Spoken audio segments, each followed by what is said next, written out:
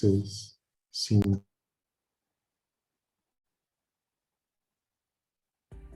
Sigue nuestra cuenta de Twitter @scjn y entérate de la información oficial sobre la actividad jurisdiccional de la Suprema Corte de Justicia de la Nación, comunicados, convocatorias, cursos, conferencias y seminarios. Inscríbete a las actividades en línea y participa.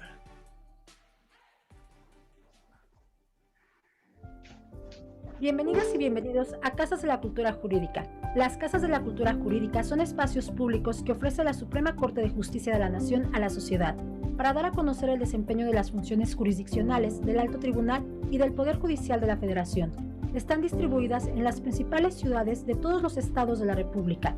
En las Casas de la Cultura Jurídica brindamos servicios a distancia, como apoyo y orientación para consulta y descarga de tesis aisladas y jurisprudencias, libros digitales, resoluciones de la Suprema Corte de Justicia de la Nación. Contamos con diferentes eventos y actividades jurídicas en línea, como jornadas de difusión y consulta de la jurisprudencia, mesas de análisis, cuaderno de jurisprudencia, talleres para búsqueda de información jurídica por Internet, charlas con la Suprema Corte, talleres de aproximación a los métodos de investigación documental, martes de jurisprudencia, un día en la Corte y mucho más. Desde cualquier dispositivo, la cultura jurídica está a tu alcance. Entra a www.sitios.scjn.gov.mx/Casas Cultura. Casas de la Cultura Jurídica, el poder de la justicia.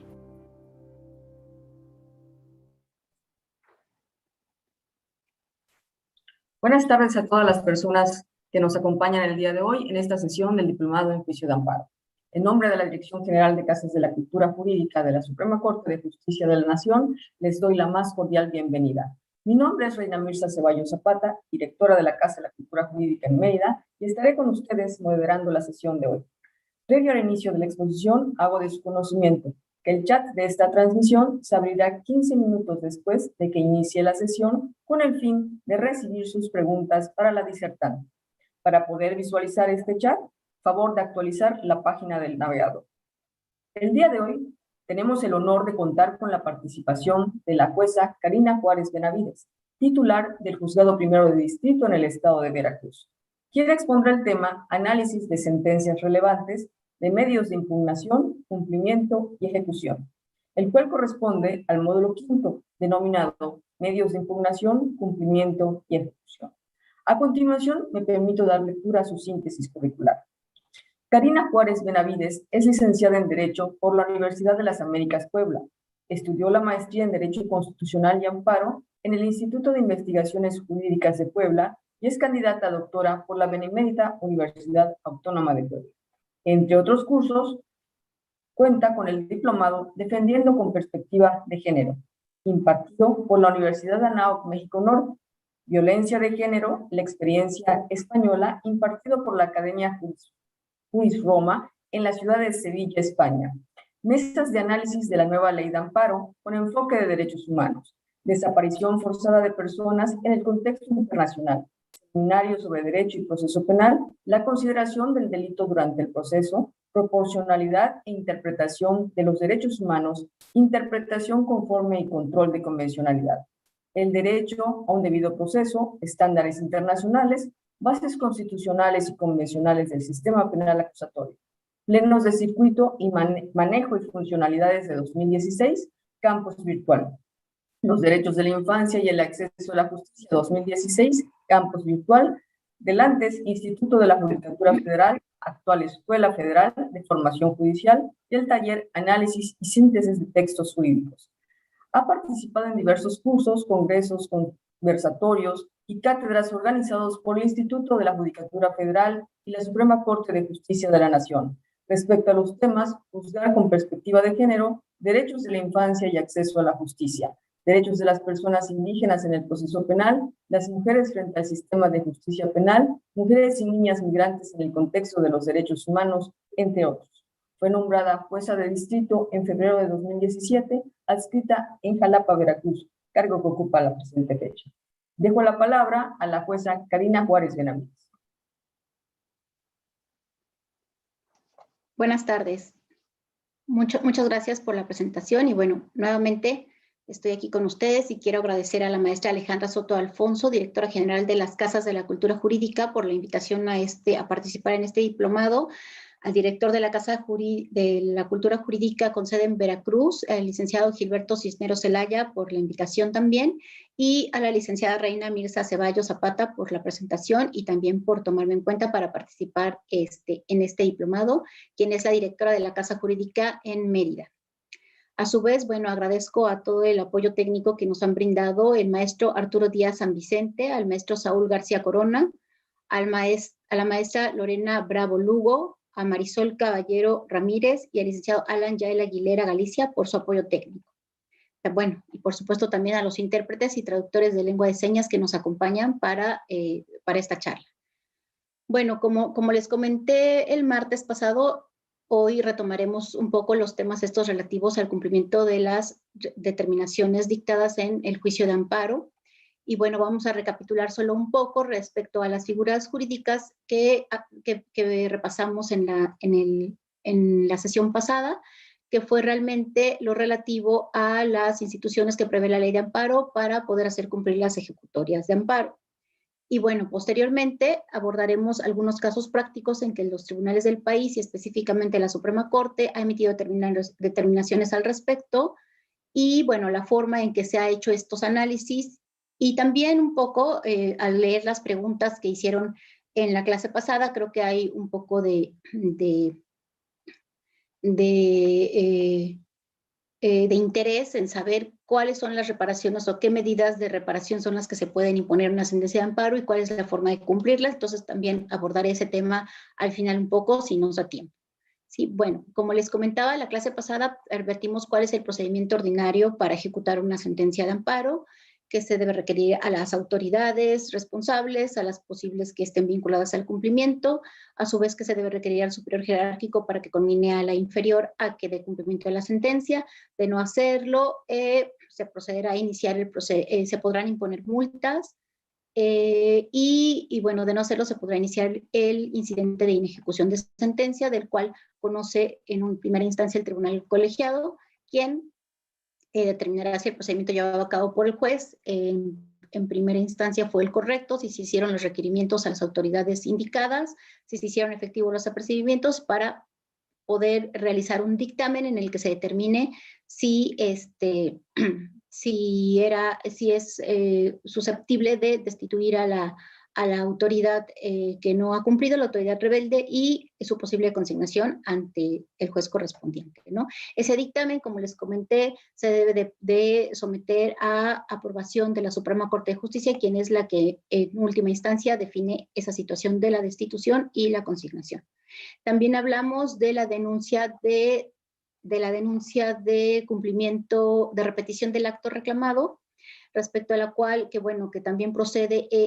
este mecanismo para cuando las autoridades repiten la violación de derechos humanos que ya se estimó que fue inconstitucional y que se determina que no se debe volver a aplicar. La autoridad, por alguna razón, al momento de dar cumplimiento a la sentencia, vuelve a caer en esa misma violación y bueno, eso se le puede considerar que es una repetición del acto reclamado. Se lleva el trámite correspondiente. Si el juez determina que efectivamente existió la repetición del acto reclamado, de igual forma lo someterá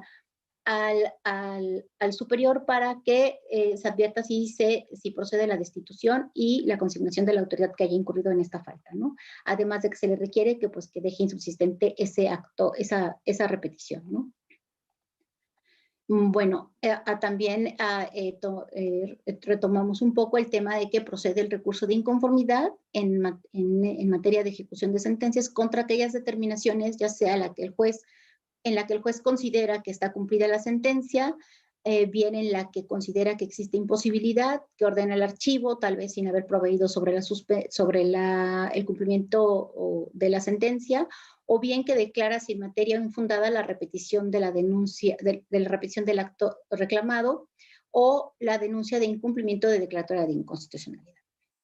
También vimos esta parte en donde cuando no es posible restituir al quejoso en la garantía violada, pues que se puede optar por el cumplimiento sustituto, el cual se lleva a cabo de una manera incidental, el trámite es incidental y que tiene por objeto que la ejecutoria se dé por cumplida mediante el pago de daños y perjuicios Y bueno, ya nada más para recapitular que bueno, este cumplimiento sustituto se da cuando con la ejecución que se pretenda hacer de la restitución del acto reclamado se afecte gravemente a la sociedad en mayor proporción a los beneficios que pudiera obtener el quejoso, o que las circunstancias materiales del caso sea imposible o desproporcionadamente gravoso restituir las cosas a la situación que guardaba con anterioridad. Como les comenté, su trámite es vía incidental, a petición de parte, o también puede ordenarse de manera oficiosa por la Suprema Corte, y puede solicitarse desde el momento en que se declara ejecutoriada una sentencia. Y bueno, pues de declararse procedente, el juez de distrito determinará la forma y la cuantía correspondiente. Y en esta parte es en las que decía que, bueno, que cuando se opta por el cumplimiento sustituto, pues da una problemática bastante peculiar para que se pueda llegar al cumplimiento de la sentencia. Ya les platicaré un caso específico, ¿no? Bueno, también retomamos este punto en donde recuerden que les comenté que el cumplimiento sustituto también se prevé la posibilidad de que las partes puedan llegar a un convenio, y que, bueno, este convenio pueden sugerirse maneras de reparación extraordinarias, digamos, que no previstas expresamente en la ley de amparo, y que, bueno, mientras las partes estén conforme, el juez únicamente puede revisar que se cumplan en los términos que se hayan acordado, y con eso, al advertir que estén cumplidas, puede decretar el archivo ya sin necesidad que este convenio sea aprobado, digamos, por el juez de distrito o por alguna otra autoridad. Bueno, ahora les voy a comentar otra figura distinta que no abordamos la clase pasada, que es el incidente de exceso o defecto en el cumplimiento de la suspensión. Este capítulo, como les comentaba, no solo habla de los mecanismos que cuenta la ley de amparo para hacer cumplir la sentencia dictada en el juicio principal, también prevé esta incidencia que se refiere al cumplimiento de la suspensión. ¿Y por qué se implementó este mecanismo? Porque, bueno, cada vez hay más asuntos y hay más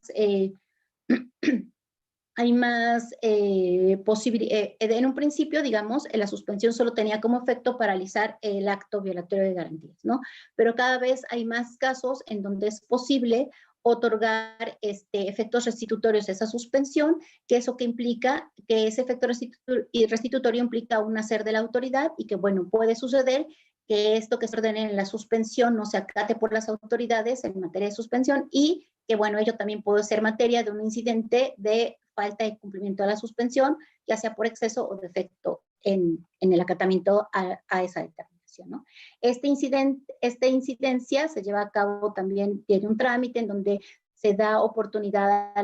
la parte que hace la denuncia de ofrecer pruebas, se da vista a la autoridad responsable para que manifieste lo conducente, y se señala una audiencia para que se oiga a las partes y se resuelva si existió o no un incumplimiento o un exceso o un defecto en la suspensión, ¿no? Bueno, su trámite, como les comentaba, es vía incidental, y contra esa determinación también se permite que en la audiencia las partes puedan alegar oralmente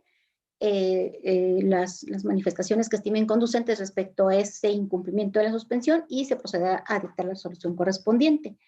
Cabe decir que este incidente lo puede promover cualquier persona, no solo el quejoso o las que participen en el amparo, sino cualquier persona que considere que ha sido afectada con motivo precisamente del dictado de la suspensión, de su cumplimiento o de su incumplimiento, ¿no? Este incidente no solo procede contra el defecto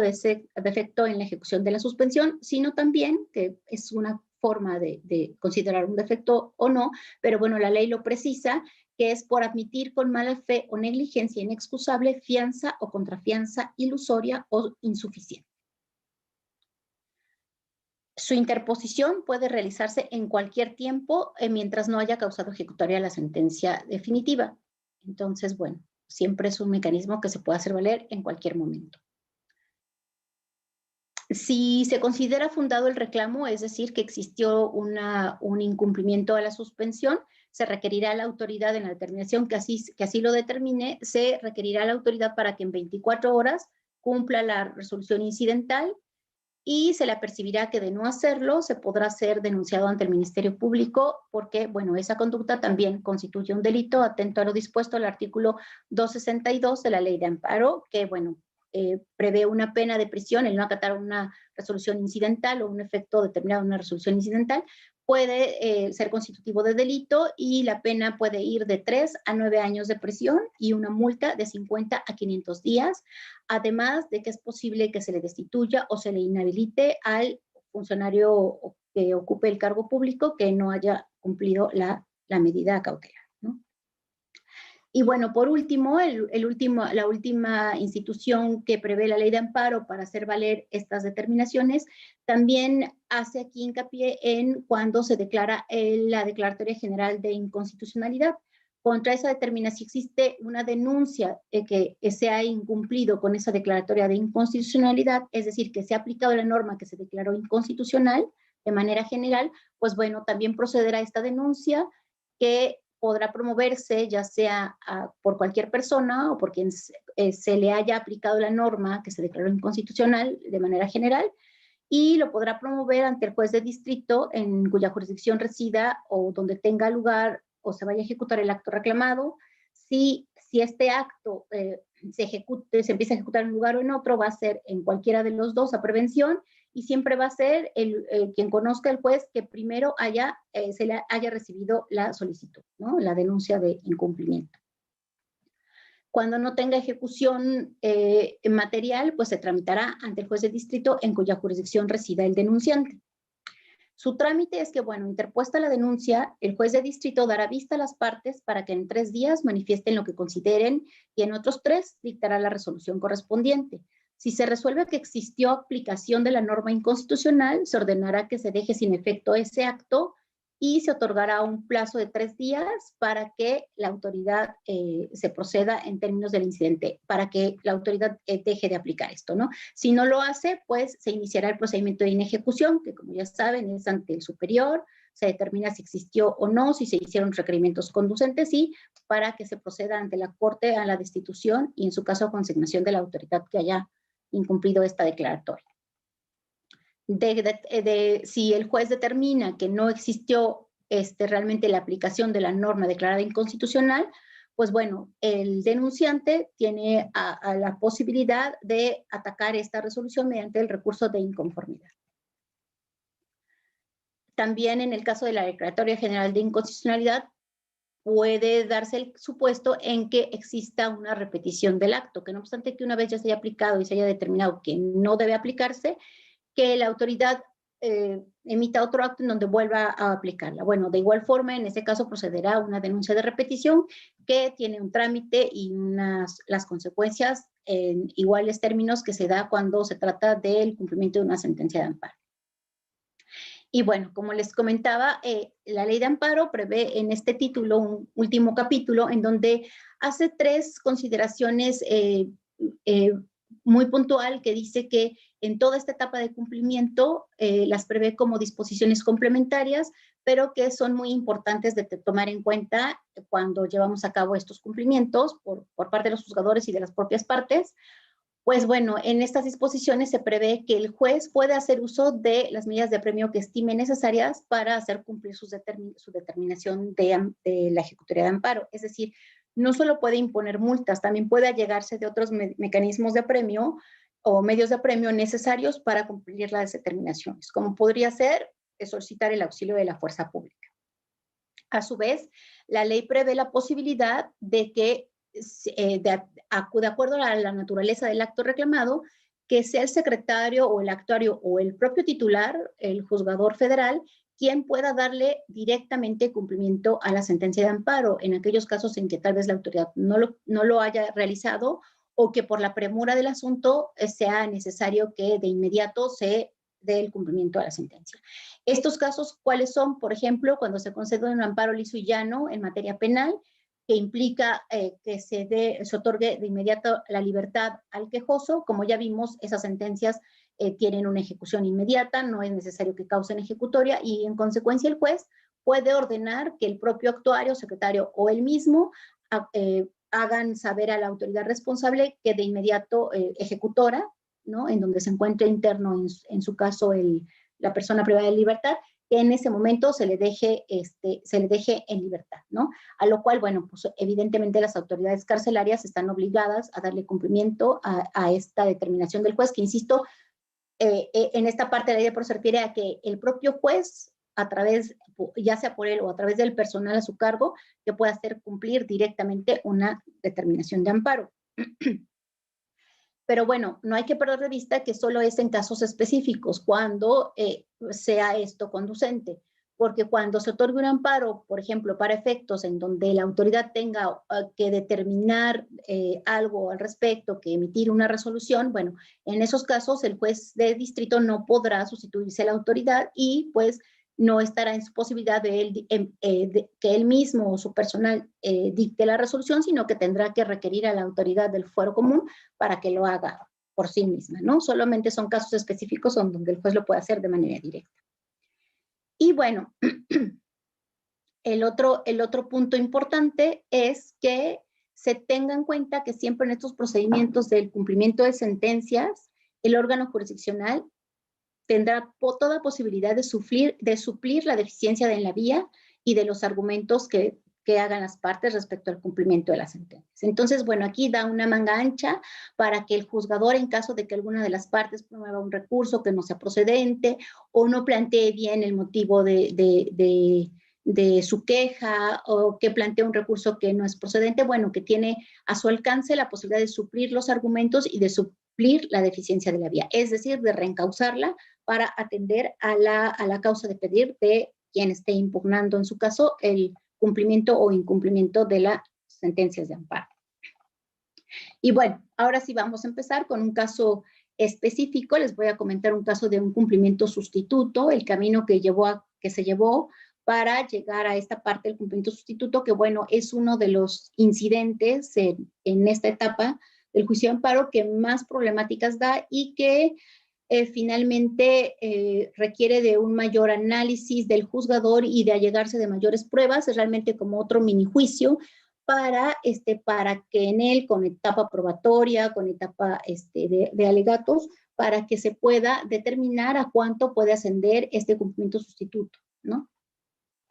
Y bueno, este asunto es un incidente de cumplimiento sustituto, como les comento, es el 22 del 2017, que fue resuelto por la Suprema Corte de Justicia de la Nación. En este asunto, la parte quejosa era un comisariado ejidal del Estado de México. En este asunto lo que se reclamó era que había existido una ocupación ilegal de ciertos predios del ejido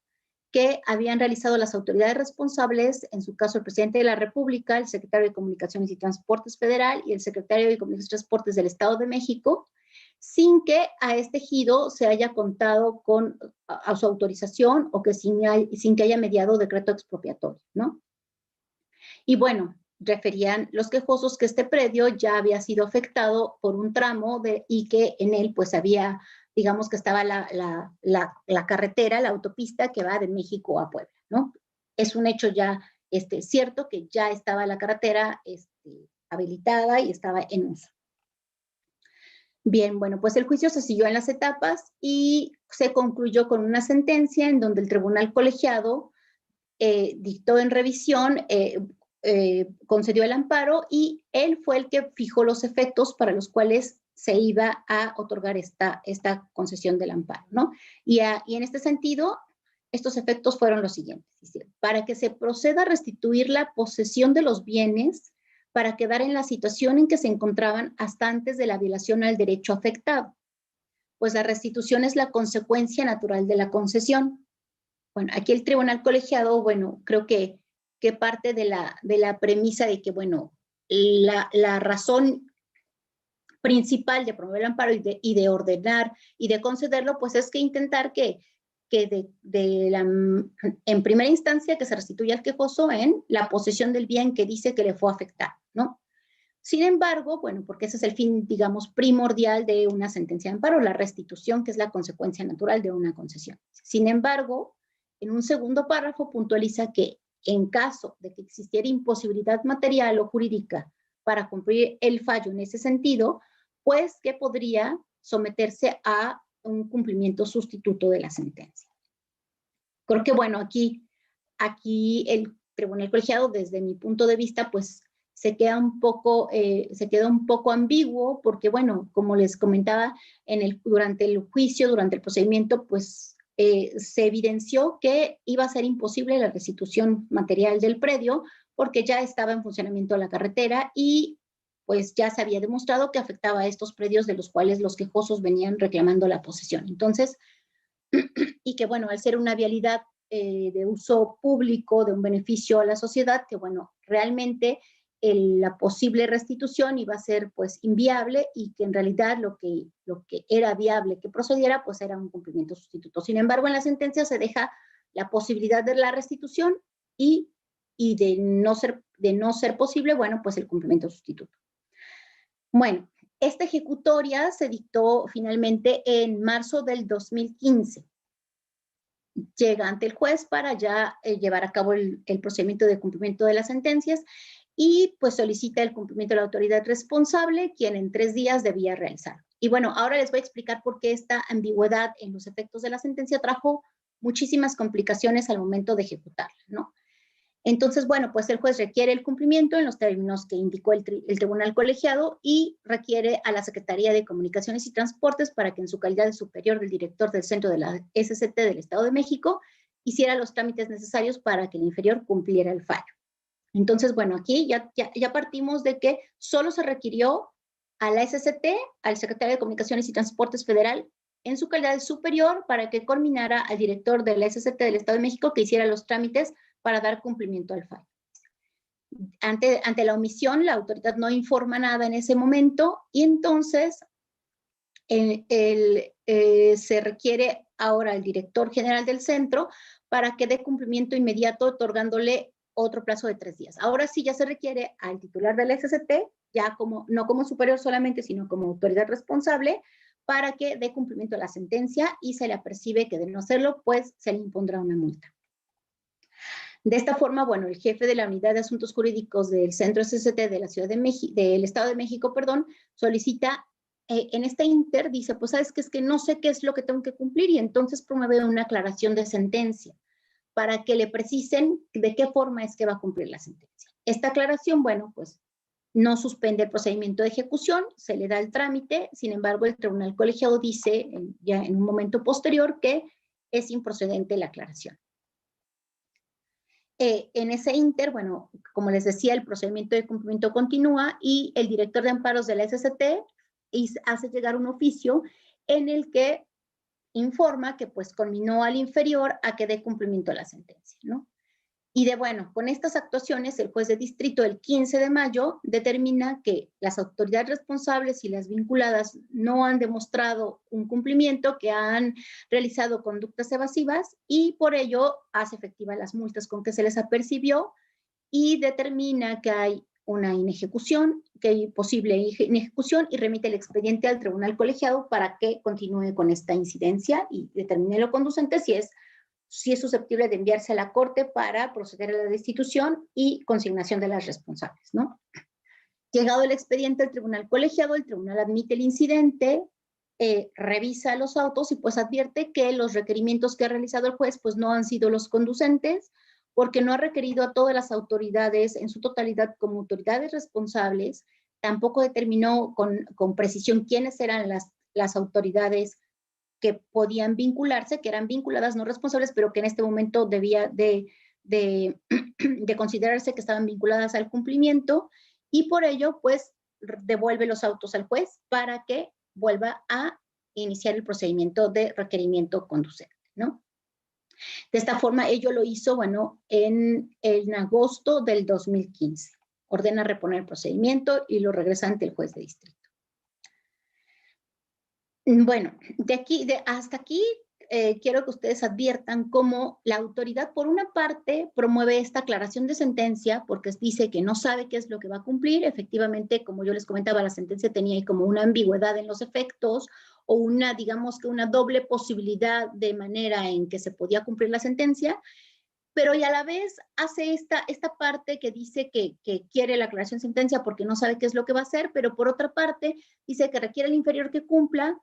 Pero ¿cómo va a requerir el inferior que cumpla si no sabe qué es lo que tiene que cumplir? No da pautas específicas sobre la forma en que el inferior tiene que cumplir, ni sobre las propias o las que él mismo ha efectuado para dar cumplimiento. Entonces, bueno, aquí ya tenemos aquí una situación ahí como un poco extraña en que ha actuado la autoridad responsable y que, bueno, que denota, pues, que está haciendo trámites, digamos, un poco evasivos para lograr el cumplimiento de la sentencia. Además que, bueno, desde un principio también la autoridad responsable tenía conocimiento que iba a ser imposible la restitución de los predios al ejido quejoso. Entonces, si bien la sentencia había sido un poco ahí, que había advertido dos posibilidades para dar cumplimiento, pues pudo la autoridad, al tener pleno conocimiento de cómo estaban las circunstancias de la posesión de estos terrenos y de todo lo que ya se había actuado en el juicio de amparo, pues que iba a ser, que ya sabían que pasaba por ahí la carretera que estaba en funcionamiento, pues que debía haber desde un principio ella misma optado por buscar un cumplimiento sustituto. Pero bueno, no lo hace, insisto, se va con esta parte de la creación de sentencia, se va haciendo requerimientos superfluos para requerir el cumplimiento a la autoridad inferior, y bueno, en eso nos llevamos algunos meses, ¿no? Les comenté que fue a partir de marzo del 2015 y para este entonces, en donde ya había ido al colegiado y regresado, ya estábamos en el 20 de agosto del 2015. Ya han pasado unos 4 o 5 meses, ¿no? Bueno, regresa entonces ante el juez de distrito el asunto y bueno, se vuelve a requerir al jefe de la Unidad de Asuntos Jurídicos de la SCT del Estado de México. Se informa que, bueno, esta autoridad informa que la Dirección General de Desarrollo Carretero es la responsable de dar cumplimiento y entonces pues se vincula a esta autoridad y se le requiere para que dé cumplimiento. Y al mismo tiempo, ya en este momento, sí la autoridad dice, ¿sabes qué? Y también te promueve el incidente de cumplimiento sustituto. Entonces hace valer como estas dos acciones. Te digo que hay otras autoridades vinculadas, pero también tramito el incidente de cumplimiento sustituto. El juez reserva este incidente del cumplimiento sustituto y se va por requerir a las autoridades que le están manifestando que tienen vinculación con el cumplimiento. De igual forma, desde mi punto de vista, no fue lo más conveniente que hiciera el juez, porque creo que desde ahí también él tuvo la posibilidad desde un momento, por el contrario, dejar en pausa estos requerimientos a las autoridades vinculadas, irse por el cumplimiento sustituto, insisto, porque tenía conocimiento de todo lo actuado en el juicio y sabían que era evidente pues que no iba a existir una restitución tal cual. Pero bueno, más adelante las autoridades se les requiere, no informan, y en enero del 2016 el juez, ya hasta enero del 2006, después de que ya impone multas y continúa haciendo requerimientos, pues ordena sustanciar en enero del 2016, insisto, casi un año después, ordena sustanciar el incidente de cumplimiento sustituto. Y bueno, lo sustancia y determina lo siguiente. Determina que la indemnización debe comprender el valor comercial de la superficie afectada, agregándose la correspondiente actualización del valor comercial del inmueble afectado al día en que se dictó la sentencia. Entonces aquí, bueno, ya prevé una forma en que se va a cuantificar el incidente de cumplimiento sustituto, ¿no? La indemnización, que tiene que ser a valor comercial. De esto, bueno, hay tesis de jurisprudencia, tesis aisladas son, que dan luz respecto a la forma en que se tiene que hacer esta indemnización. La forma es esta, que deberá comprender el valor comercial, pero dice que se tiene que actualizar al valor que tenía el inmueble al momento en que se dicta la sentencia. Esto es al 3 de septiembre del 2014. También dice que deben desahogarse pruebas periciales para determinar este valor de los bienes al valor comercial y para determinar también la extensión del predio que fue afectado y que por tanto procede el cumplimiento sustituto, ¿no? Y bueno, este procedimiento se dan 10 días para que proponga el perito y para que venga y acepte el cargo. El juez designa un perito oficial para que también haga el estudio correspondiente. Y bueno, con independencia del trámite del incidente de cumplimiento sustituto, continúa con los requerimientos realizados a las autoridades para que den cumplimiento, ¿no? Continúa requiriéndoles, apercibiéndoles, etc. Bueno, las responsables contra esta determinación del juez en donde dice la forma en que se va a indemnizar o que se va a cuantificar esta indemnización, etcétera, promueven quejas que el Tribunal Colegiado declara improcedentes, ¿no? bueno, seguido el procedimiento del cumplimiento sustituto, los peritos rinden sus dictámenes, se celebra la audiencia y bueno, en ese momento el juez de distrito determina la procedencia del incidente de cumplimiento sustituto, dice cuál peritaje es el que le da un mayor grado de convicción y le otorga a la Secretaría de Comunicaciones y Transportes 10 días para que realice el pago correspondiente. Y aquí ya estamos en otro problema. A ver, no sé si recuerden, ¿quién es la autoridad que debe aprobar que se cumpla una sentencia a través del cumplimiento sustituto? Es la Corte, la Suprema Corte de Justicia. Entonces aquí el juez, él lleva a cabo la determinación de la forma en que se va a cuantificar, pero él mismo es el que determina la procedencia del cumplimiento sustituto. Por tanto, contra esa determinación, las autoridades promueven recurso y bueno, pues finalmente el tribunal colegiado determina que pues sí, que el juez no estaba en posibilidad de hacer ese pronunciamiento, sino que está reservado para la Suprema Corte de Justicia y entonces repone el procedimiento para que se envíe a la Corte y sea esta la que haga el pronunciamiento respectivo. Para ese entonces ya estamos en el 4 de agosto del 2017. Y en ese momento se remiten los autos a la Corte para que se pronunciara respecto a la procedencia de la incidencia. Aquí a mí también me causa conflicto y creo que la confusión del juez no vino porque no conociera la ley o porque no conociera que quien debía determinarlo era la Suprema Corte. Creo que la confusión del juez se debió a que en la propia sentencia asistió esta salvedad de que podía ser la restitución o el cumplimiento sustituto. Entonces, creo que ahí fue donde el juez tal vez tomó en cuenta que, bueno, ya se determinó así en la sentencia y pues ya directamente procedo a darle trámite al incidente de cumplimiento sustituto. Sin embargo, el colegiado, no obstante que él había sido el que determinó cuáles iban a ser los efectos de la sentencia, bueno, considera que no toma en cuenta esta situación de que en la sentencia se había hecho esa salvedad o esa precisión y pues dice que la Corte tiene que determinar la procedencia del incidente de cumplimiento sustituto. Y bueno, pues ya llegados los autos a la Corte, que es este asunto que nos ocupa ya la determinación que estamos comentando, la Corte considera que era un hecho probado que la carretera que afectaba a los predios de los quejosos estaba concluida en servicio, por lo que la devolución del predio conllevaría una afectación mayor a la sociedad que el beneficio que pudiera obtenerse con la restitución, pues de hacerlo se dejaría trunca una vía de comunicación existente y se afectaría a la sociedad pues en una mayor medida. De esa parte refiere la Corte que pues este medio de comunicación era muy importante porque permitía el traslado diario de personas, de bienes y servicios y pues que eso daba un beneficio a todo el país. Y por ello, bueno, se consideró procedente declarar que sí era viable decretar el cumplimiento sustituto de la sentencia. Y bueno, la Corte no para ahí, al ver que ya el juez había tomado una determinación previa en donde había hecho algún pronunciamiento sobre la forma en que tenía que hacerse esta indemnización, pues acertadamente digamos que se adelanta un poco a que pueda haber otro error o otra inexactitud al fijar esta parte y da las pautas para que se lleve a cabo esta indemnización y al respecto dice que las partes debían contar con oportunidad de aportar pruebas tendentes a mostrar el monto de la indemnización por concepto de daños y perjuicios, así como el factor de actualización. Y que este factor de actualización tenía que ser dividiendo el índice nacional de precios al consumidor del mes más reciente del periodo entre el citado índice correspondiente al mes más antiguo del periodo, ¿no? Del periodo en que fuera a hacer la actualización, que se tomara como el factor de actualización el índice nacional de precios al consumidor.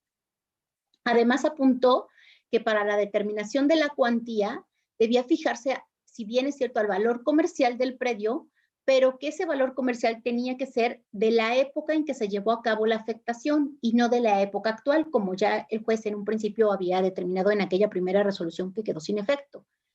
Y bueno, y también precisó la Corte que también este valor comercial tenía que ser atento a las condiciones materiales en que en ese momento se encontraba el predio. Entonces aquí ya partimos de que ya va a ser todavía más difícil determinar el valor comercial porque tiene que ser al momento en que fue la afectación, que en este caso habían pasado 30 años, me parece, además de que se tenía que valorar o ponderar las circunstancias o las condiciones en que estaba ese predio en aquel momento. Entonces, bueno, esta parte de evaluar esto, pues iba a implicar una mayor complicación en las periciales, ¿no? Y bueno, dijo que el factor de actualización era el que se había indicado del Índice Nacional de Precios al Consumidor. Pues, y bueno, sustentó esta postura diciendo que solo así existiría correspondencia cronológica del derecho del peticionario de amparo a obtener una suma de dinero que fuera congruente al valor económico de las prestaciones de hacer que la potestad federal impuso a la autoridad responsable, como si la protección se hubiera acatado puntualmente, ¿no? Es decir, como si la protección hubiera sido en aquel momento. Y bueno, de esta forma fue que, bueno, ya finalmente la Corte ya fija la posición exacta de cómo aprueba que se haga el cumplimiento sustituto y fija la posición exacta de cómo es que se tiene que cuantificar esta indemnización, ¿no? Pero bueno, ya como les comentaba, para este entonces ya habían pasado pues más de 1 año y medio, en donde que en el ir y venir del trámite pues se habían complicado el asunto, ¿no? Y bueno, recuerden que con esta determinación de la Corte pues vamos a la mitad, porque si bien la Corte ya dio los parámetros para la indemnización, pues venía toda la parte en donde ya la autoridad responsable y el quejoso tenían a su cargo, pues, que se desahogaran estas pruebas y se determinara el valor para que se procediera al cumplimiento. Entonces, bueno, nada más se los dejo ahí como en el tintero, que en este procedimiento solo para aceptar un cumplimiento sustituto se llevó un poco menos de 2 años para que se decretara la procedencia de ello. No obstante que, insisto, en la propia sentencia ya se había vislumbrado esta situación de la procedencia del cumplimiento, que iba a ser lo más viable, y que, bueno, se fueron por otros caminos el juez de distrito hasta que, bueno, se reencausó y, bueno, se decretó esto del cumplimiento sustituto, ¿no? Pero, bueno, insisto, perdiendo tiempo muy valioso para la parte quejosa de que fuera resarcido en el derecho violado. Bueno, ahora les voy a comentar otro caso. Este segundo caso es una sentencia dictada en un incidente de inejecución. Aquí recuerden, cuando la autoridad pasa el tiempo, no cumple la sentencia y pues se va a proceder a su destitución o a su consignación. Y bueno, la Corte en este sentido, en esta incidencia, pues hace el estudio donde determina si efectivamente existió un incumplimiento o evasivas que han arrojado este incumplimiento o no, y por tanto, pues si proceden las consecuencias indicadas, ¿no? Bueno, este caso, les comento, se dictó esta sentencia de inejecución en enero del 2018. El caso es el siguiente, en los hechos. En diciembre del 2012 se promovió un juicio de amparo por más de 24 quejosos en el que se reclamó la omisión de cumplir un laudo dictado en un juicio laboral. Este juicio laboral, el laudo, emanaba del 2005. El laudo se dictó el 29 de agosto del 2005 y fue hasta 2012 que se promovió el juicio de amparo reclamando precisamente pues este retardo en el cumplimiento del laudo. Se siguió el trámite del juicio de amparo y en agosto del 2013 se dictó la sentencia correspondiente en donde pues se concedió el amparo para el efecto de que de inmediato se diera cumplimiento al laudo dictado el 29 de agosto del 2005, como les comentaba, y que esto consistía en la reinstalación y el pago de salarios caídos a los más de 24 quejosos, ¿no? También se precisó que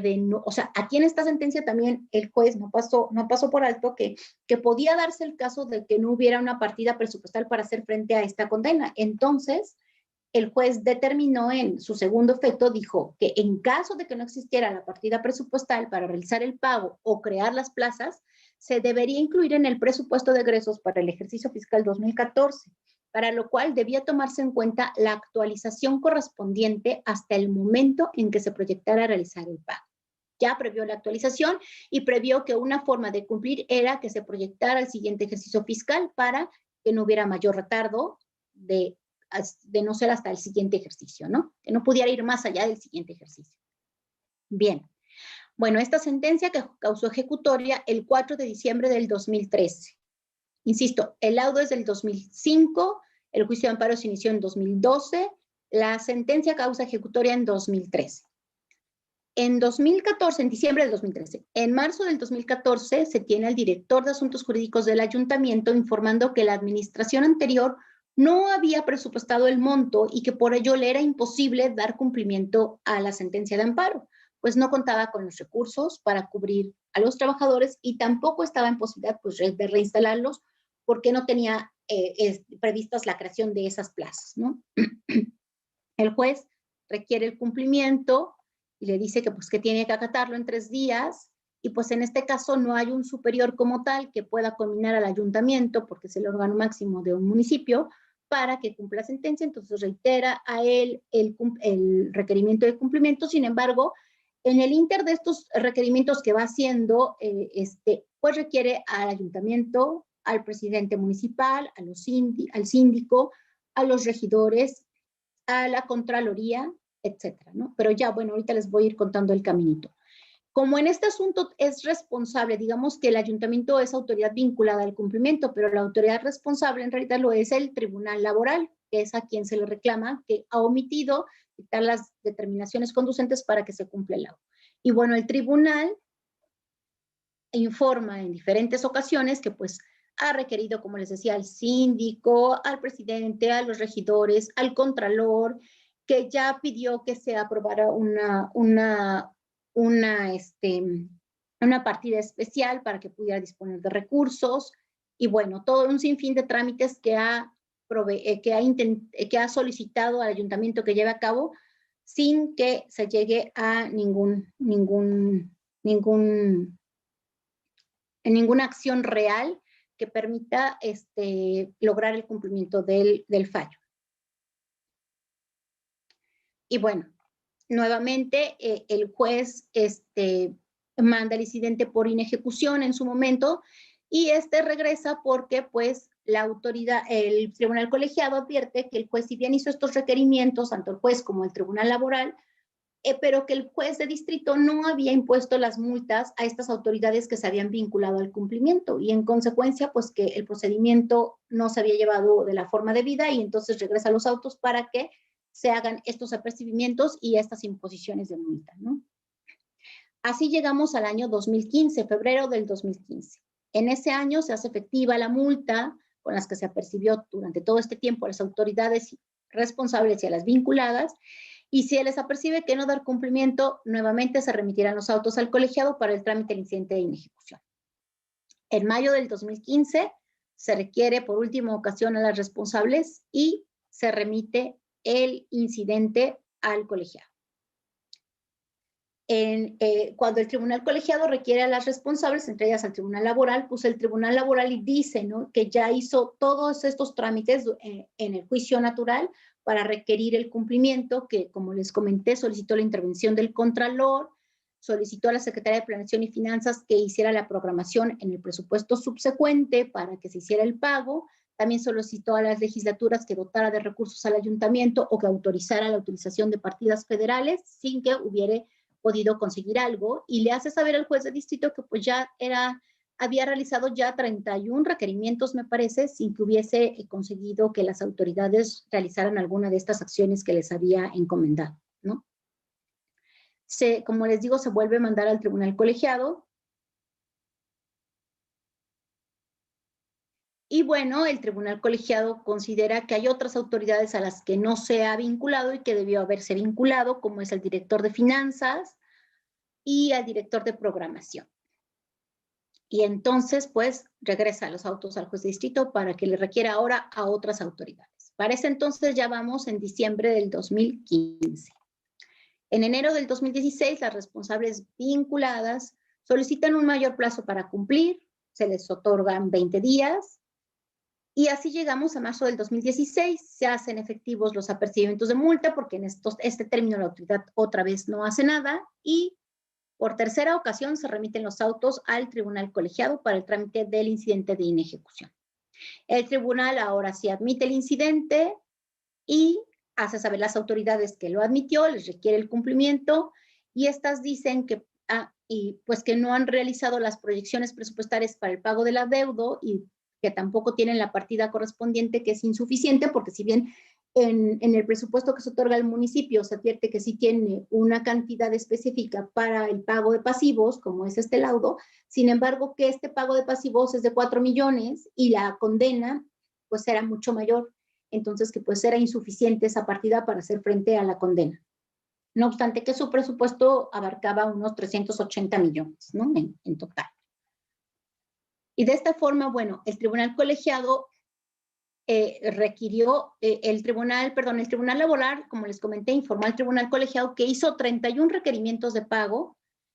y bueno, el tribunal colegiado determina que en su dictamen, determina que el tribunal laboral pues no se advierte que haya incurrido en incumplimiento, que si bien no se ha logrado, ha hecho todo lo que está en sus manos para procurar el mismo, sin que, bueno, haya estado en sus manos cumplirlo como tal, y entonces dice que el incidente de inejecución es infundado respecto al tribunal laboral. Sin embargo, respecto a la autoridad vinculada, que en este caso lo es el ayuntamiento, pues dice que esta sí ha dado evasivas totales, que han pasado ya varios ejercicios fiscales sin que se haya hecho la programación, sin que se haya dispuesto el presupuesto, ni hecho ninguna acción real para poder hacer frente a la condena, ¿no?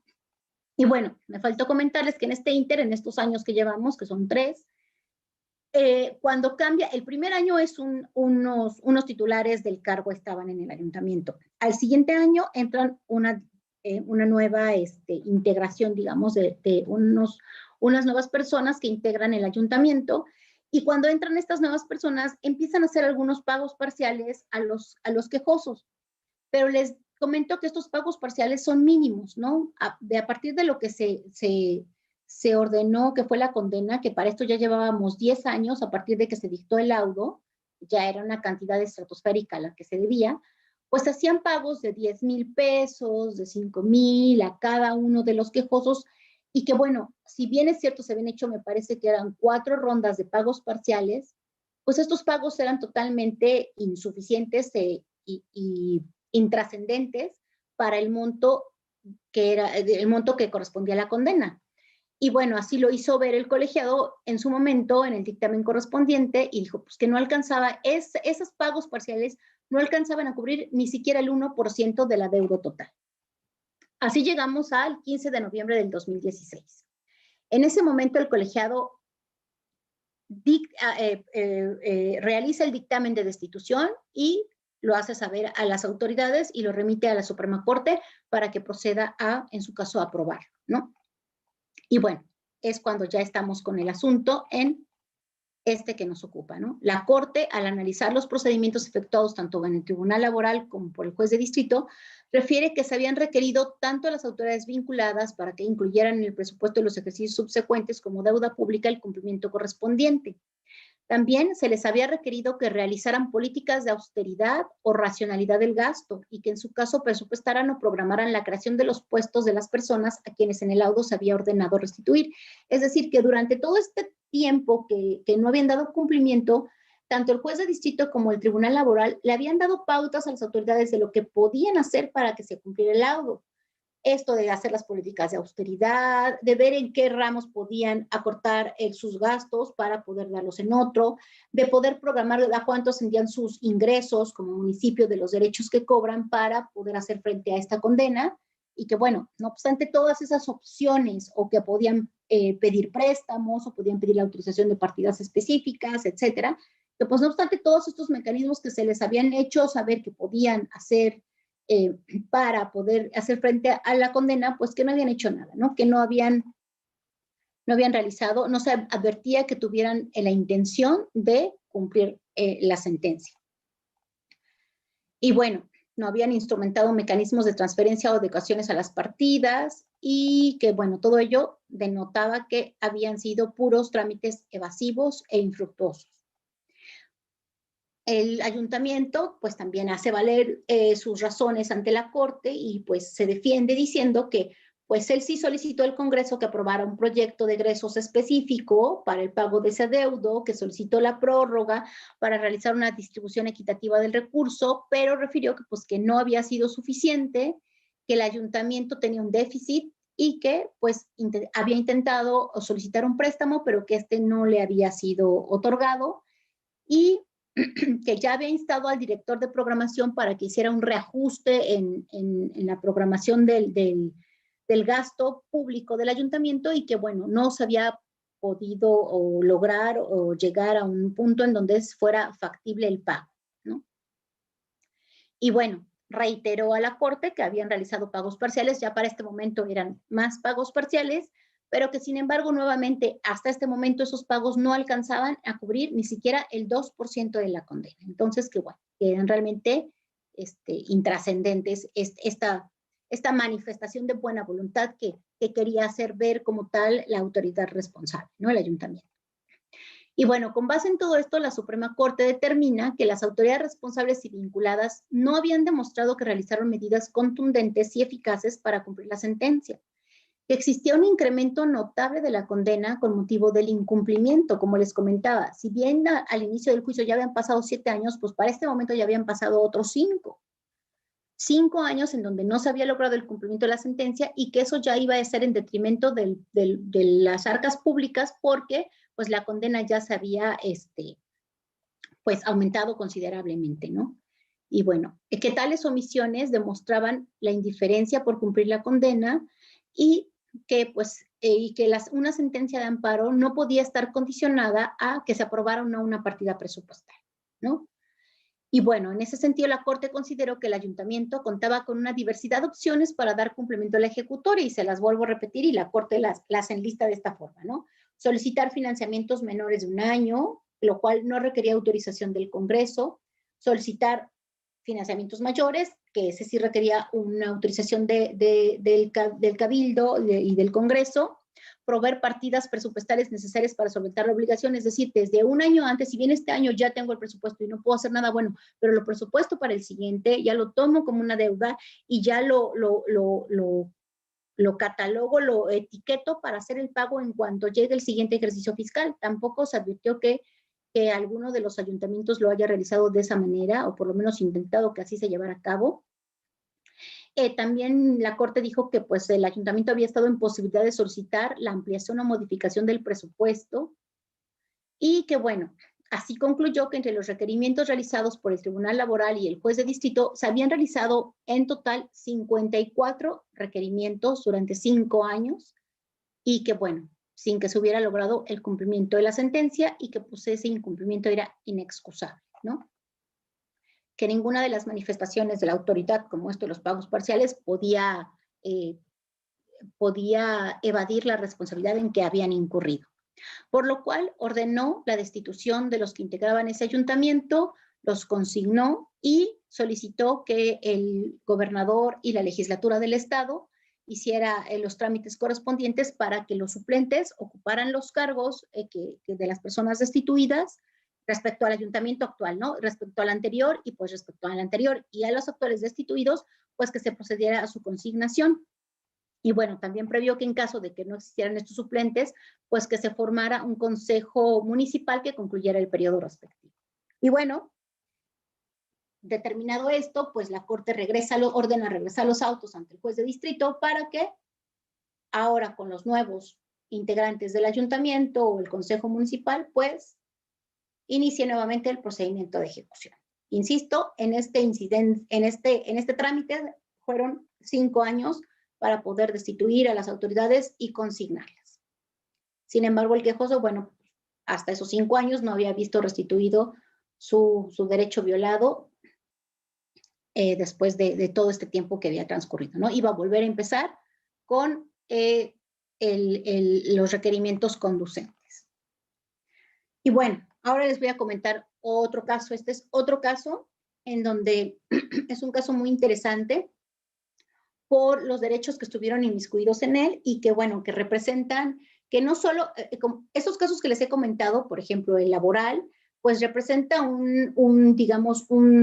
disposición de un recurso económico importante, porque sí la condena era cuantiosa, ¿no? Que efectivamente un ayuntamiento pues no podía disponer tan fácilmente de esos recursos. Sin embargo, bueno, había los mecanismos para hacerlo y si bien no iba a ser de un día para otro, pues sí podía ser de un ejercicio a otro que se podía programar y realizar. Sin embargo, bueno, estas sentencias en realidad no ameritaban, digamos, que se llevaran actos más allá de, digamos, del siguiente ejercicio fiscal, ¿no? Era como muy fácil que en el siguiente ejercicio pudiera programarse y se pudiera dar cumplimiento a la sentencia. Es decir, que pudiera ser a lo máximo un año para que se pudiera dar cumplimiento. En esta sentencia que les voy a comentar, pues el propio asunto que se trató en este asunto, o sea, el propio asunto del que se habló en esta resolución, pues implica un cumplimiento complejo y que por ello va a llevar a cabo desde que se inicia el juicio. Se advierte que en caso de concederse el amparo va a ser muy compleja esa etapa de cumplimiento y que va a estar sujeta a diversas cuestiones condicionantes para que se lleve a cabo la misma, ¿no? Bueno, en este caso es un amparo en revisión, que les voy a contar los efectos que se dieron en la sentencia. Trata de un derecho sobre el medio ambiente, la violación a un derecho a contar con un medio ambiente sano,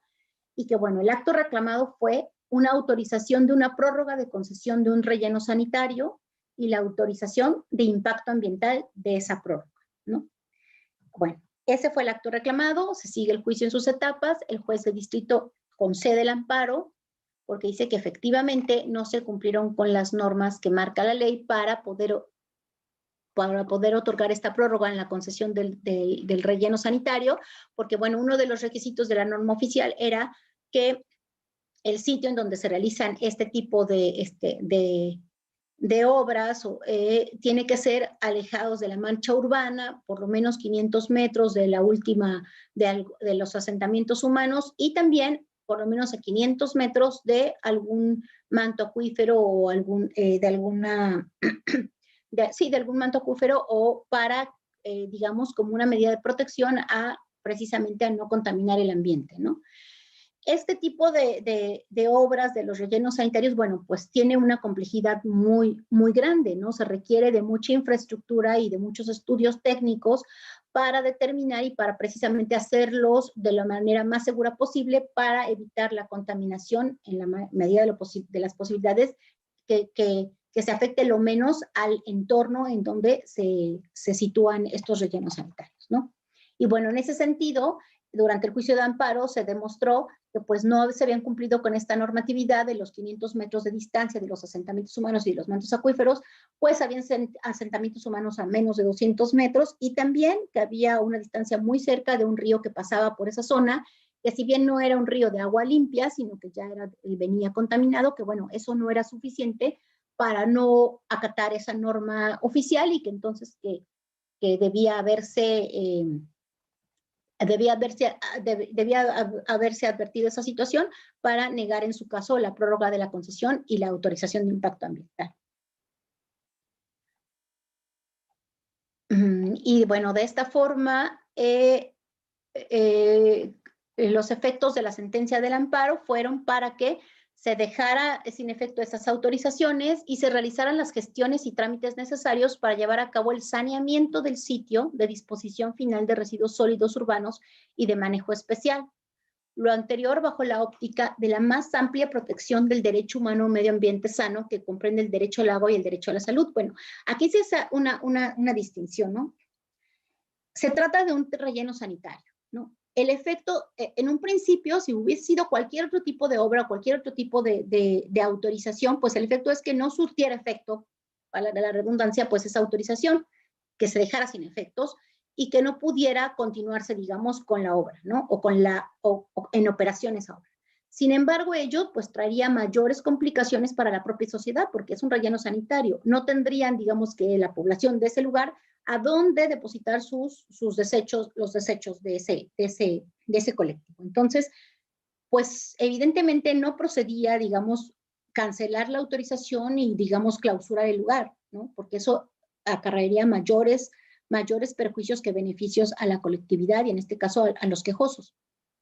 Sin embargo, ahí, bueno, como es un derecho ambiental, se determinó que tenía que ser un poco más flexible esta parte del cumplimiento, que no podía ser tajante y que se tenía que buscar la forma de tanto de resarcir a los quejosos en el derecho violado y tratar de que no continuara, digamos, existiendo esta contaminación que pudiera traer el no cumplimiento de la norma del relleno sanitario, pero también hacer efectivo que siguiera siguiera operando hasta en tanto, en su caso, se pudiera habilitar algún otro, o bien que a través de las cuestiones técnicas se pudiera hacer que, no obstante que hubiera la mancha urbana más cerca de 500 metros, que era la restricción, que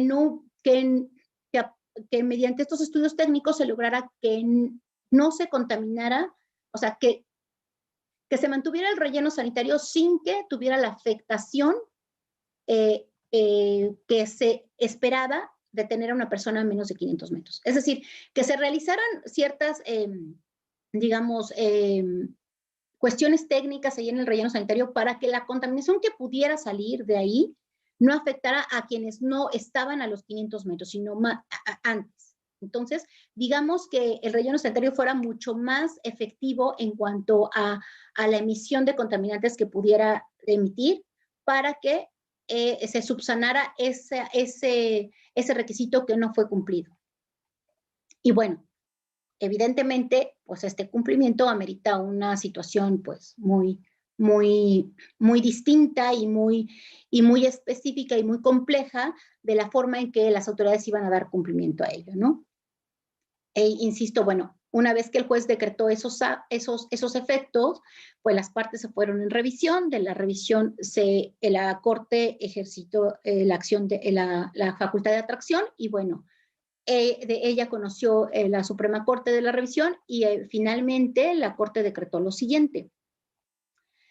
Dijo que la materia ambiental supone diversos problemas como la tensión que se genera entre el otorgamiento de la protección constitucional y el principio de relatividad de las sentencias, pues la concesión trasciende a la figura del quejoso e impacta a otras personas aun cuando éstas no hubieran acudido al juicio de garantías. Todo ello, dijo, obliga a los juzgadores a flexibilizar y tomar una decisión más prudente en cuanto a los efectos del juicio de amparo, ¿no? En tanto que no solamente con el efecto se va a beneficiar al quejoso, sino que se puede beneficiar a una colectividad y también pudiera ser que afectara a la misma, ¿no? Y bueno, que pues su naturaleza colectiva permitía la existencia y coexistencia de diversos grupos de personas con la pretensión de un mismo fin. De ahí que en el caso de un relleno sanitario debía tomarse una decisión prudencial para hacer efectiva la protección al medio ambiente, pues de considerar procedente clausurar o cerrar el sitio, se corría el riesgo de crear una mayor contaminación al no existir el lugar donde depositar los desechos. En ese sentido, la Corte determinó que los efectos de la sentencia debían guardar cierta prudencia y flexibilidad, esos son conceptos que me importa que los tomen en consideración, que eran cuestiones que tenía que, desde un principio, que los efectos de la sentencia tenía que tomarse en cuenta esos puntos, ¿no? La prudencia y la flexibilidad en cómo se iba a cumplir la sentencia de amparo. Y de esta forma refirió que, bueno, las responsables debían realizar la aplicación de obras de ingeniería, tecnologías y sistemas a efecto de que se obtuvieran los efectos equivalentes al cumplimiento de la norma. Como les decía, a que se tomaran acciones con base en la tecnología y en la ingeniería para que los efectos fueran los mismos que si se hubiera cumplido la norma y no que tuvieran el efecto de contaminar, digamos, o el efecto nocivo que tendría, como pasa en el supuesto de que no se había cumplido con esa normatividad de la distancia de la mancha urbana y de los mantos acuíferos respecto al sitio donde se encontraba el relleno sanitario. Para ello, entonces, bueno, aquí la Suprema Corte fue muy puntual en determinar los plazos en los que esto se iba a cumplir y refirió que se iba a otorgar un plazo de 3 meses para que se sometiera ante las autoridades el plan de regularización. Es decir, aquí ya estaba inmiscuida una persona moral que fue la persona que ganó la licitación del relleno sanitario. Esta persona tenía que realizar estos estudios técnicos e implementar mecanismos tecnológicos específicos para lograr este efecto, ¿no? en la operación del relleno sanitario, que ese plan de regularización de las condiciones lo tenía que someter a consideración de las autoridades. Para ello se le dio un plazo de 3 meses. Ahí, ojo, se vincula el cumplimiento a una sociedad, a una persona moral privada, digamos, y después de ello se iba a otorgar 3 meses para que a su vez las responsables analizaran ese plan y determinaran si se continuaba con la autorización, si se continuaba surtiendo efectos esa autorización, o bien si se procedía a la cancelación de las operaciones del relleno sanitario. Es decir, si se podía cumplir mediante estos mecanismos tecnológicos con el fin de la norma oficial, que era proteger de contaminación a los asentamientos humanos y acuíferos contiguos al relleno sanitario, o bien si ello no era posible, pues que se procediera a la cancelación de la operación del mismo. En su caso, también fijó un periodo transitorio para implementar dicho plan, que no podría exceder de 12 meses. Es decir, de ser procedente el plan, dijo que este tenía que instaurarse en el plazo no mayor de 12 meses. Y entonces, bueno, ya tenemos que desde el efecto que otorgó la Suprema Corte esta sentencia, pues está previendo un cumplimiento complejo, un deber de hacer tanto de particulares como de autoridades, que les da tiempos determinados y específicos para que lleven a cabo acciones, prevé 2 escenarios posibles para el caso de que las cosas salgan de una forma o de otra, y las posibles consecuencias finales, que es o bien que se cancele el relleno sanitario, pero bueno, en este tiempo se da oportunidad a que se pueda buscar otro lugar en donde puedan depositarse los desechos, o bien que pues se continúe con la autorización, pero con estas medidas, digamos, de reforzamiento del impacto ambiental que podía tener el no haber cumplido con la normatividad en los términos especificados, ¿no? Bueno, también se ordenó que se llevara a cabo una reunión informativa pública con la comunidad quejosa para que se tomaran en cuenta, o sea, que se llevara a cabo una reunión con las personas quejosas, digamos que eran las personas que habitaban cerca de este relleno sanitario, para que se le informaran las acciones que iban a tomar y para que, en su caso, hicieran las alegaciones conducentes para que al momento en que la autoridad analizara el plan, pues las tomara en cuenta y en su caso adoptara medidas de mitigación de esta contaminación que se pudiera dar, ¿no? Y bueno, como les digo, este asunto me pareció importante comentárselos porque pues es desde los efectos de la sentencia, pues impone que se va a dar un cumplimiento pues muy complejo, que va a llevar un tiempo determinado y que desde la sentencia se vislumbra que así va a ser y que va a estar sujeto a diversas acciones que tienen que realizar tanto las autoridades responsables como las autoridades vinculadas a ese cumplimiento, ¿no? Ese asunto es el amparo en revisión 237 del 2020, resuelto por la segunda sala el 14 de abril del 2020. Y bueno, ya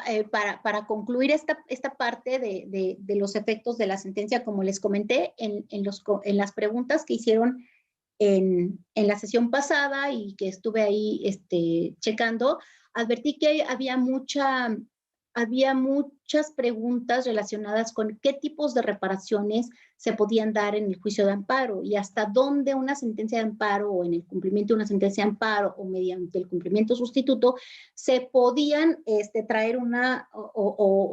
o lograr una reparación integral de las garantías violadas, ¿no? Y bueno, en este caso pues, se vio los supuestos de cuando son violaciones a derechos humanos que son trascendentes como la tortura, la desaparición forzada, etcétera, que bueno, que un cumplimiento, una restitución a lo mejor es inviable, un cumplimiento sustituto es muy difícil determinar a qué tipo de reparaciones se va a enfrentar o se pueden lograr con el juicio de amparo. Entonces, bueno, en ese sentido es que, bueno, les voy a comentar este amparo en revisión 706 del 2015, que habla de las reparaciones integrales que se pueden dar en el juicio de amparo. Bueno, y hace un estudio en este asunto, la Corte hace un estudio completo de las reparaciones que se pueden dar en materia de derechos humanos ante la Corte Interamericana y prevé, ¿no? Y las clasifica la forma en que se pueden dar y que, bueno, y hace la comparación con el juicio de amparo y determina que, bueno, en el juicio de amparo no se prevén todas ese tipo de reparaciones que puede haber ante la Corte Interamericana. Y que, bueno, ello trae cierta complejidad al momento de restituir a las personas en los derechos violados, ¿no? Y bueno, dijo que en el amparo, pues es el mecanismo constitucional, digamos, estatal, en el Estado mexicano, pues es el mecanismo primordial, principal para la restitución de los derechos violados, ¿no? Más cuando se debe derechos violados por las autoridades responsables. y que la forma de hacerlo es, pues, la ley de amparo lo marca, es restableciendo las cosas al estado que guardaban antes de la violación y obligar a la autoridad responsable a respetar el derecho de que se trate y a cumplir lo que él mismo exija. De esta manera, el artículo 78 habla de que podrán optarse por medidas adicionales a la inaplicación en caso de ser necesario para restablecer al quejoso en el goce del derecho violado. Es decir, ahí da como una ventanita abierta en donde dice que se pudieran optar por medidas adicionales para restituir al quejoso en el derecho violado. Sin embargo, como les comentaba, la ley de amparo no prevé la posibilidad de decretar compensaciones económicas tal cual, aunque ya más adelante veremos que, bueno, el cumplimiento sustituto, pues en realidad es una excepción y es una forma de obtener una compensación económica, ¿no? Que tiene sus diferencias a los tipos de compensaciones que prevé la Corte Interamericana, pero bueno, es una forma de compensación económica, ¿no? Y bueno, esto solo se prevé en el cumplimiento sustituto, que solo prevé la posibilidad de otorgar una indemnización justa como medida resarcitoria por la imposibilidad de restituir, lo que de ninguna forma implica generar una ganancia a la víctima, sino otorgarle solo un resarcimiento adecuado y justo. De ahí que, bueno, haya las diferencias, insisto, en ese tipo de compensación económica. De ahí que, por ejemplo, en materia penal sea procedente que las víctimas acudan ante las autoridades competentes para buscar una reparación integral, tal cual la vemos ante la Corte Interamericana. Es decir, en este punto lo que les quería comentar es que hay muchas preguntas relacionadas con que si en el juicio de amparo se puede lograr una reparación integral, ¿no? Integral a una víctima de derechos humanos. Bueno, ahí en esta resolución la Corte hace un análisis de los mecanismos que prevé la ley, y si bien dice que de manera directa no prevé medidas de satisfacción y compensatorias, tal cual, que sí existen mecanismos propios de la ley que se pudieran traducir en medidas de no repetición y medidas de satisfacción cuando existe esta violación de derechos humanos, como es el caso, por ejemplo, en materia penal o en materia de, como les decía, de tortura o desaparición forzadas. ¿Qué pasa? Cuando vengo reclamando un acto de tortura o desaparición forzada en un juicio de amparo y obtengo una sentencia, con la declaración en la sentencia que se hace, la declaración de que la persona fue víctima de tortura, eso ya le da la pauta, o sea, ya le abre la pauta para que pueda ir y hacer valer la reparación integral a través de la ley de víctimas, con todos los mecanismos que esta prevé para que pueda buscar una reparación integral. Digamos que la sentencia de amparo, al decir existió la tortura y entonces doy vista al Ministerio Público para que en su caso, o sea, como violación a derechos humanos, y para que en su caso se investigue por la posible comisión del delito y bla, bla, al igual que en el caso de desaparición forzada, eso, si bien es cierto, la ley de amparo no prevé una medida de reparación integral, pero eso le abre la pauta al quejoso para que pueda acudir ante las instancias correspondientes a buscar una reparación integral, porque ya se le está reconociendo el carácter de víctima a través de la sentencia de amparo. Y de ahí que, bueno, que sea un mecanismo precisamente de satisfacción y de no repetición, entre otros que ya les voy a comentar, ¿no? Que bueno, pero es la propia, digamos, la propia declaración de la sentencia la que le abre la pauta para que pueda reclamarlo, si bien es cierto, ante otros mecanismos, pero es, digamos que es el fundamento para que pueda hacer los reclamos correspondientes. Entonces, bueno, digamos que el juicio de amparo no se queda corto, digamos, en esta reparación integral que se busca de los derechos humanos, porque, bueno, desde la reforma del artículo 1 se abre la pauta que precisamente toda autoridad está obligada a investigar, restituir, bla, bla, de los derechos violados a una persona, ¿no? Entonces, bueno, esa es una cuestión importante que quería que tomaran en consideración, porque también hay la ley de amparo, si la analizamos desde un punto más crítico y más a través del derecho internacional y haciendo una similitud entre las figuras que prevé la Corte Interamericana, la declaración conducente y la ley de amparo, pues precisamente estos mecanismos que tiene el juzgador de dar vista al Ministerio Público por la posible comisión del delito, de destituir a un particular, de destituir a una autoridad por no cumplir una sentencia de amparo, de consignarla, son mecanismos de unas formas de reparación y garantías de no repetición, porque al destituir a una persona, pues precisamente lo que estoy buscando es que a un funcionario, lo que estoy buscando es que ese funcionario no vuelva a tener el carácter de autoridad y no pueda volver a incurrir en un incumplimiento de una sentencia, en específico respecto a la del quejoso y en ninguna otra, porque quedará destituido y consignado. Entonces, en esa medida es que se considera que ese mecanismo previsto por la ley de amparo, pues es un mecanismo de una forma de reparación. Bueno, otras formas que prevé la ley de amparo es precisamente de mecanismos y garantías de no repetición y de satisfacción, es pues la propia declaratoria de inconstitucionalidad de las normas. ¿Qué hace? Pues a través de una resolución que declara esta situación de inconstitucionalidad, pues permite que esa ley pues no se vuelva a aplicar. Entonces ese es un mecanismo de no repetición. No se vuelva a aplicar a ninguna persona. Y bueno, si no es por la declaratoria, a través de un amparo contra leyes, en el sentido en que cuando se dicta una resolución en donde se dice que una ley no podrá volverse a aplicar a una persona, de igual forma es una garantía que se hace efectiva a través precisamente del precedente. Si ya existe esa declaración en la sentencia, pues es una garantía de no repetición, porque la autoridad no podrá volverle a aplicar ese artículo declarado inconstitucional al quejoso. Y bueno, en ese sentido es que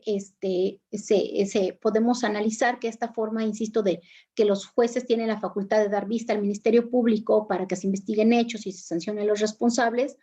como sucede en los casos de tortura y desaparición forzada, pues son mecanismos que, si bien no están contemplados como tal, como mecanismos de resarcitorios o de una reparación integral, pues digamos que tienen esa naturaleza y esa finalidad práctica, ¿no?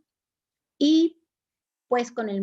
mediante el cumplimiento sustituto, pues también se advierte que, si bien no se logra una reparación integral, como lo marca la Ley de Víctimas o la Comisión Interamericana en sus resoluciones, pero pues sí es una manera de resarcir económicamente a una persona que se han vulnerado sus derechos mediante una retribución económica, pero bueno, sí acotada a ciertas cuestiones que son las únicas por las que se puede dar indemnización, pero es una forma, digamos, de una compensación económica que se puede dar por una violación a un derecho humano. Y bueno, pues hasta aquí llega mi exposición del tema. Espero que no les queden más dudas que al inicio de la plática, y bueno, pues les agradezco su atención y espero sus cuestionamientos.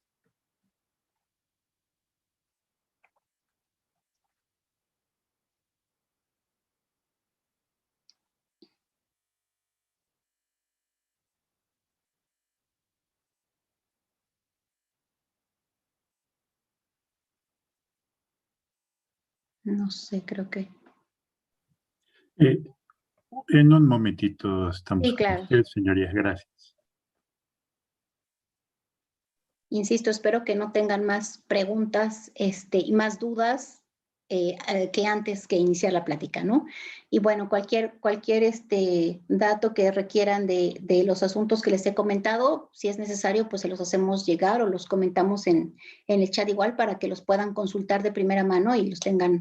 los puedan analizar con detenimiento. Muchas gracias, señoría. Hemos recibido una gran cantidad de preguntas, pero por el tiempo que tenemos trataremos de desahogar las más posibles. La primera que le planteamos es la siguiente: ¿cuáles son las formalidades específicas del incidente de repetición del acto reclamado? ¿Cuál es el plazo para resolverlo? El trámite específico, ¿verdad? Las formalidades específicas. Bueno, la repetición del acto reclamado, como les comenté en la vez pasada, se supone que es una denuncia de repetición del acto reclamado. Esta denuncia puede realizar las partes en el plazo de 15 días a partir de que tienen conocimiento del acto repetitivo. Es decir, no tienen que esperar a que el juez de distrito haga un pronunciamiento, sino que a partir de que las partes o el quejoso tiene conocimiento de que se emitió este acto repetitivo, cuenta con el plazo de 15 días para hacer la denuncia correspondiente. De ahí se da vista a las autoridades para que manifiesten lo que a su interés convenga en el término de 3 días, y bueno, en otros 3 días se procede a dictar la resolución correspondiente en que se determine si existió o no esa repetición del acto, ¿no? Si se determina que existió la repetición del acto, se enviará el asunto a la Suprema Corte para que avale la determinación y se proceda a la destitución y consignación de la autoridad que haya incurrido en esa repetición.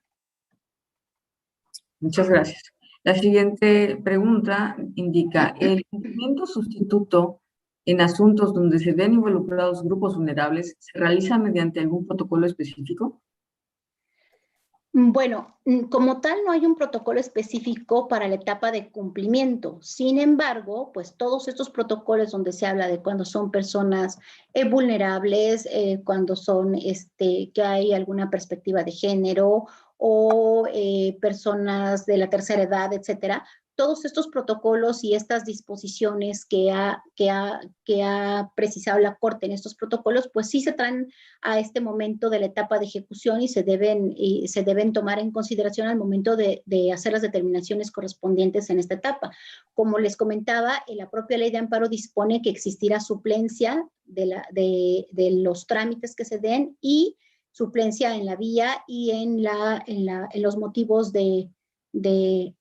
o alegaciones que se hagan respecto a los trámites que se lleven a cabo en el cumplimiento. Entonces, bueno, sí, todas esas disposiciones no solo son aplicables durante el juicio de amparo, sino también en la etapa de cumplimiento, ¿no? Muchas gracias. La siguiente pregunta indica, ¿procede el recurso de inconformidad cuando el juez de distrito tarda mucho en acordar la declaratoria de incumplimiento y remitirla al tribunal colegiado? No, la inconformidad no procede porque no el juez dice la ley, ¿no? Que procede contra la declaración que declara cumplida, la que declara que existe imposibilidad, la que ordena el archivo o la que declara sin materia o infundada la repetición o la denuncia de incumplimiento de la declaratoria. Expresamente no dispone que proceda la inconformidad contra la omisión, digamos, del juez de emitir esta determinación. Creo que por ahí lo que procedería, a reserva de obviamente de lo que refiere el tribunal colegiado, pues un recurso de queja, precisamente por que es una omisión que trasciende, ¿no? Que trasciende esta etapa del cumplimiento, que impide que se avance sobre la ejecución. Pero bueno, en la práctica basta que los quejosos hagan la solicitud ante el juez de distrito para que el juez de distrito en 24 horas acuerde su solicitud y en su caso determine lo correspondiente, ¿no? Muchas gracias. Y bueno, ahora sí ya contra esa determinación, pues podrá promover, insisto, el recurso de queja. Muchas gracias. Si el quejoso presenta el recurso equivocado para el cumplimiento, ¿puede el juzgado de distrito reencauzar la vía o debe hacerlo el tribunal colegiado? ¿Y hasta qué momento se puede realizar? Depende. Por ejemplo, si se trata del incidente precisamente de la inconformidad, bueno, la inconformidad la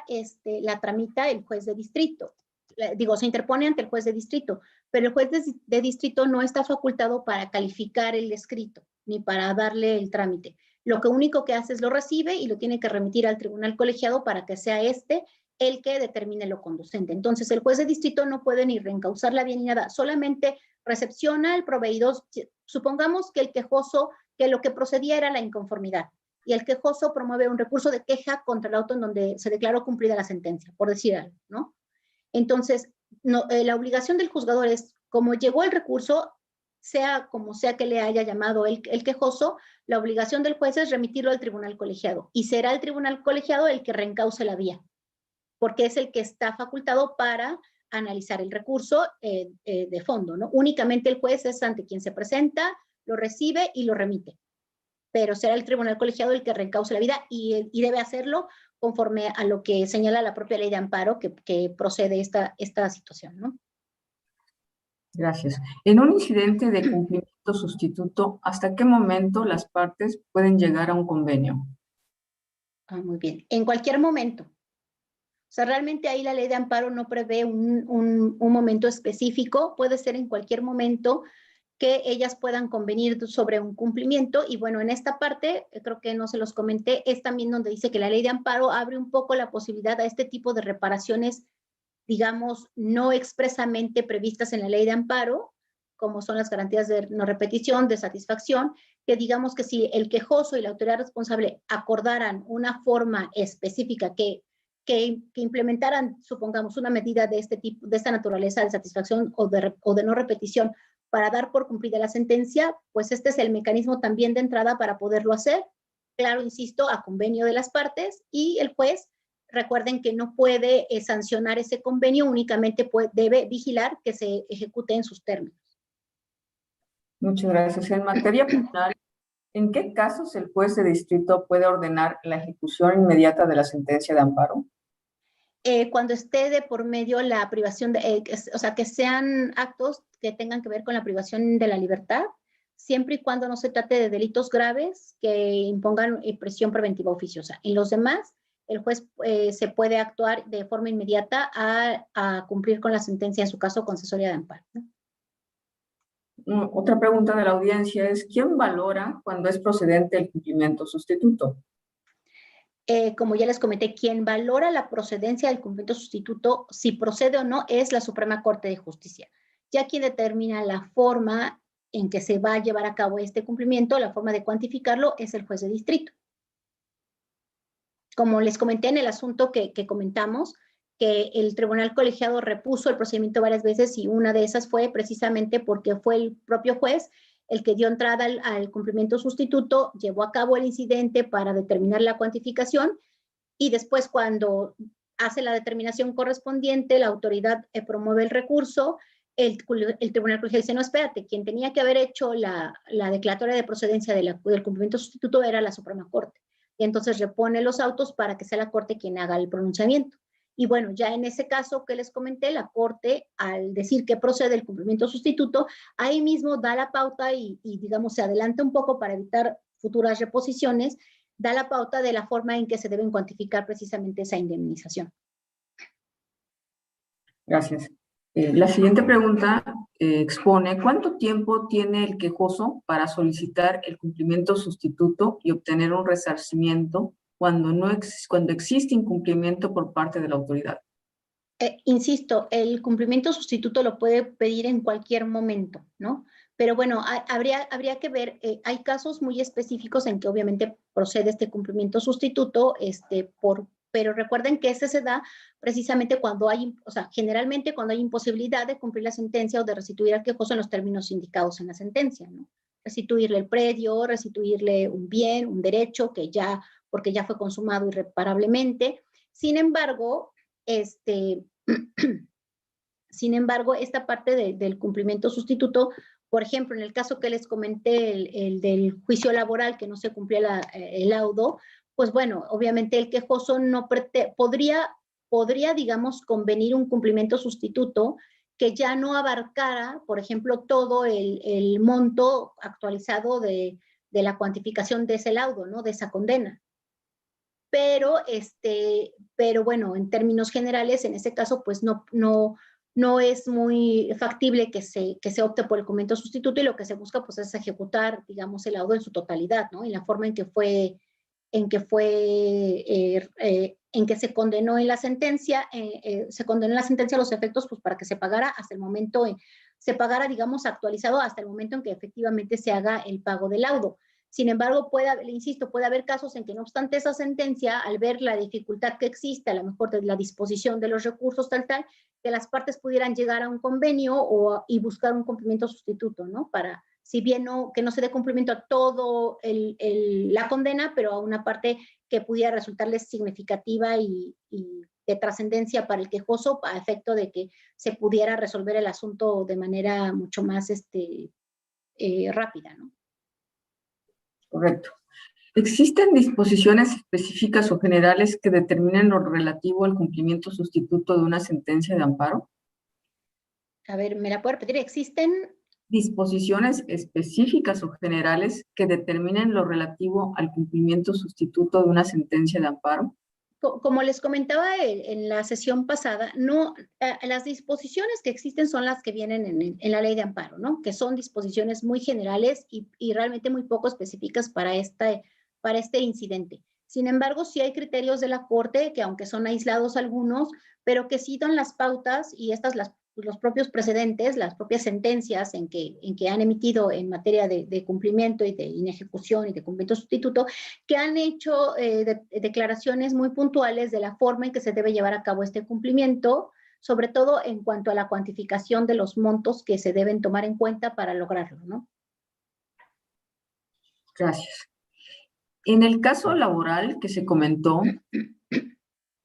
preguntan si no existe alguna consecuencia para las anteriores administraciones, ya que la destitución es solo para la persona que en ese momento está en el cargo. No, sí, bueno, no sé si lo recuerden que en la sesión pasada también les comenté que no es así. Y también creo que lo dije en este sentido, que si bien es cierto, por ejemplo, en el caso laboral ya habían pasado 2 ayuntamientos, ¿no? Había estado un ayuntamiento que duran 3 años, habían salido ya y no habían cumplido la sentencia y había ya llegado las nuevas personas físicas que ocuparon los cargos. Y en su caso, la Corte, cuando ordenó la destitución, efectivamente dijo, bueno, no puedo destituir al ayuntamiento pasado porque ya terminaron su encargo. Sin embargo, otra consecuencia que es, con independencia de las multas impuestas que se tienen que hacer efectivas, la otra consecuencia es consignarlas. Y entonces sí son responsables por todo ese tiempo que no actuaron en cuanto a la consignación y la posible, o sea, la comisión del delito, ¿no? El delito ya lo cometieron, digamos, ya se les va a consignar, aun cuando ya no sea procedente como tal su destitución. Porque pues ya no están en el cargo, ¿no? Por ya ser materialmente imposible hacerlo, pero sí les alcanza la consecuencia a las que hayan estado, a todas las que hayan estado previamente en sus manos dar el cumplimiento y que no lo hayan hecho, aunque ya no estén en el cargo en ese momento. Muchas gracias. ¿Qué sucede cuando existe una imposibilidad material del cumplimiento de la sentencia de amparo y no hay posibilidad de realizar el cumplimiento sustituto? ¿Qué sucede cuando hay imposibilidad de cumplir una sentencia de amparo y también que hay imposibilidad para lograr un cumplimiento sustituto? Así es. Bueno, no se me ocurre que haya imposibilidad para realizar un cumplimiento sustituto. Digamos, sí hay casos en que hay imposibilidad para dar el cumplimiento a la sentencia, ¿no? Y en ese caso, para restituir al quejoso en la garantía violada, en el derecho violado, pues como en el caso, por ejemplo, lo que decíamos de la tortura, ¿no? Pues no te puedo restituir, no puedo regresar el tiempo para que te quiten los efectos o las consecuencias que adquiriste por la tortura. Sin embargo, con la propia declaración de que fuiste objeto de la violación de ese derecho humano y que tengo obligación de dar vista al Ministerio Público para que se te siga, la investigación conducente por los posibles en contra de los posibles responsables, pues insisto, ahí le estoy abriendo la pauta para que pueda ser considerada como víctima y pueda acceder a esa reparación integral de que habla la ley de víctimas. Y en el juicio de amparo, bueno, si bien no procedería, puede ser que no procedería como tal un cumplimiento sustituto, porque en el juicio de amparo no está previsto, digamos, que una posibilidad de una compensación económica por una violación de derechos humanos de esta naturaleza, de la que hablamos, ¿no? De la tortura. Sin embargo, no procedería un cumplimiento sustituto como tal, pero insisto, la forma de poder resarcir en el daño, si bien no habría una restitución tal cual, porque habría imposibilidad, pero dándole el carácter de víctima, podría optar por una reparación integral ante las autoridades conducentes en materia de los derechos de las víctimas. Muy bien. Ya la última pregunta consiste en, además de la destitución y consignación, ¿es posible promover la responsabilidad civil? Sí, con independencia, digamos que esos son procedimientos independientes, como esta parte de acceder al fondo de víctimas y llevar este procedimiento de igual forma, digamos que la reparación del daño en materia civil es independiente de lo que se termina en la materia penal, ¿no? Son procedimientos específicos, independientes y que por supuesto que las personas los pueden hacer valer de manera independiente totalmente de lo resuelto en el juicio de amparo. Muchísimas gracias, señoría. Agradecemos mucho su participación el día de hoy y antes de despedir esta sesión del diplomado, quisiera cerrar con alguna conclusión o consideraciones finales. Pues nada más recordarles a todos los que nos están escuchando, muchos seguramente serán autoridades ocuparán cargos en la función pública y algunos otros serán litigantes, estudiantes de derecho, y bueno, y otros seremos operadores jurídicos ya del Poder Judicial, en que tenemos a nuestro cargo el cumplimiento de las sentencias de amparo. Y bueno, nada más recordarles y tratar de hacer, de que dentro digamos que desde la trinchera de cada uno de nosotros, tratar de que estos procedimientos sean lo más efectivos posibles, cuidarlos, no quedarse a lo mejor litigante con que se ganó el amparo, ¿no? Y esperar a que la autoridad determine lo conducente, sino que estar muy pendientes del cumplimiento. Los operadores jurídicos también, por supuesto, que debemos de estar muy pendientes para hacer mucho más efectiva esta etapa de cumplimiento y esta etapa de sanciones que prevé la propia ley de amparo para el caso de que las autoridades no cumplan, ¿no? Y bueno, también nos corresponde a la comunidad jurídica hacer mucho énfasis y mucha divulgación a las autoridades que, como dice la frase, ¿no? Que la autoridad está obligada a hacer lo que la ley determina y solo lo que la ley determina. Y entonces, en esa responsabilidad que la autoridad debe asumir, que bueno, una sentencia de amparo tienen obligación de cumplirla, ¿no? Y que con esa responsabilidad asuman los cargos en su momento para darles cumplimiento inmediato y que bueno, que entiendan que, insisto, no se trata de darle cumplimiento al Poder Judicial porque el Poder Judicial manda o porque el Poder Judicial me dice, sino es de resarcir una garantía violada, resarcir un daño causado a una persona que ya obtuvo una sentencia, que ya dilucidó sus derechos y que ya fue dilucidado si tiene o no ese derecho y se le otorgó la protección constitucional, que bueno, que es lo que va a dar la pauta a marcar a un Estado de Derecho real, firme y que realmente garantice los derechos de las personas, ¿no? Entonces creo que todos estamos involucrados en el respeto de los derechos y en hacer efectivas estas instituciones que la ley y la Constitución nos otorga para realmente hacer que las autoridades seamos responsables de nuestra función, ¿no? Muchas gracias. En nombre de la Dirección General de Casas de la Cultura Jurídica de la Suprema Corte de Justicia de la Nación, agradecemos la invaluable participación de la jueza Karina Juárez Benavides. Estoy segura de que la exposición que presenciamos permite a la comunidad jurídica un mayor conocimiento del trabajo de la Suprema Corte de Justicia de la Nación en materia de derechos humanos y del juicio de amparo. Antes de concluir, les recordamos que la próxima sesión del Diplomado en Juicio de Amparo se llevará a cabo el próximo martes 22 de junio de 2021, con la participación de la licenciada Adriana Carmona, secretaria de Estudio y Cuenta de la ponencia del ministro José Fernando Franco González Salas, quien expondrá el tema Jurisprudencia y Declaratoria General de Inconstitucionalidad, el cual corresponde al módulo sexto, Jurisprudencia, Declaratoria General de Inconstitucionalidad y Régimen Sancionador. En la plataforma del diplomado y en la página de las Casas de la Cultura Jurídica encontrarán el vínculo de acceso a esta nueva transmisión. Agradecemos la colaboración de los intérpretes de lenguas de señas y muchas gracias a todas las personas que nos acompañaron el día de hoy. Que tengan una excelente tarde. Muchas gracias. Buenas tardes.